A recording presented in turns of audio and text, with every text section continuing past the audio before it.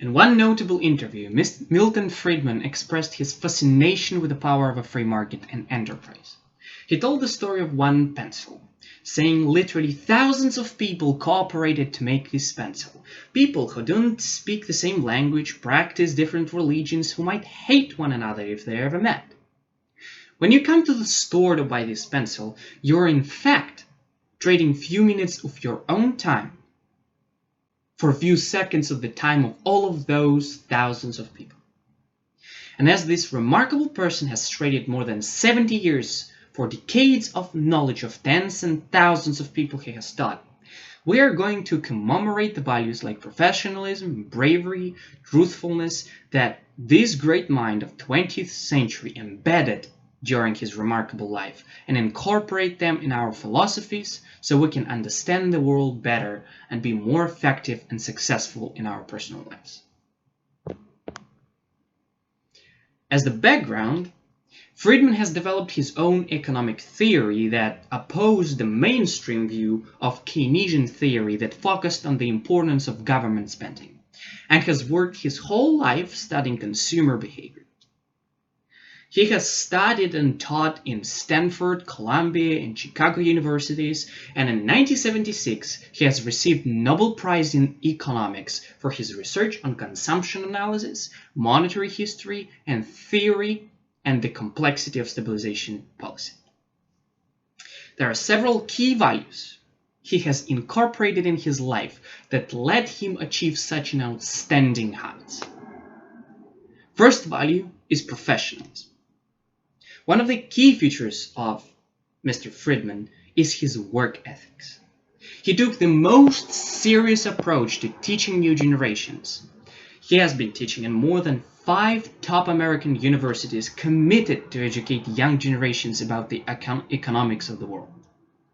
He has written more than 126 economics books.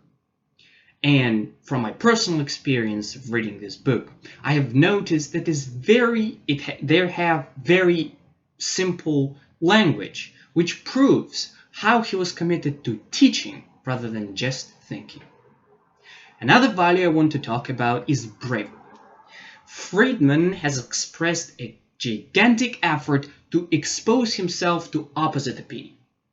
He has been participating and organizing giant conferences all over America, where people who disagree with him came to these conferences, argued with him, and asked questions.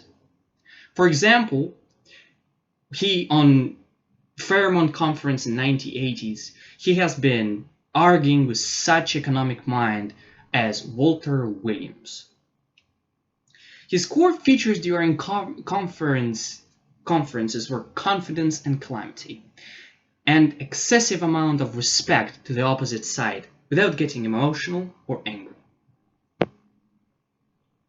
It is a big example of good civil discussion that is rarely seen nowadays. The third value I want to talk is truthfulness. He has been willing to always express his thoughts even if they were controversial.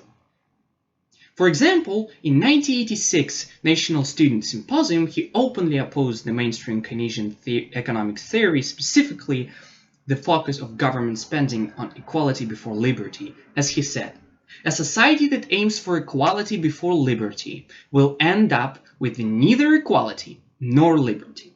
And if you ultimately aim at equality, A and B will decide what C should do for D. And though his determination to be truthful in his ideas was able to persuade the public and the government so that his economic theory became mainstream instead.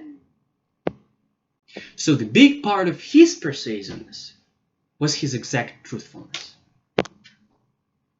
His incredible character has influenced millions of people around the world.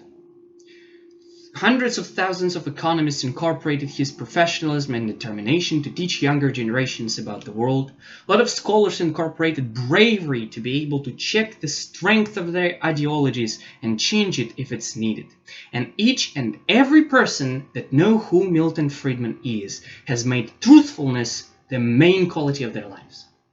So as Milton Friedman encouraged incorporation of these values, we are thankful for the impact on the world of this remarkable economist.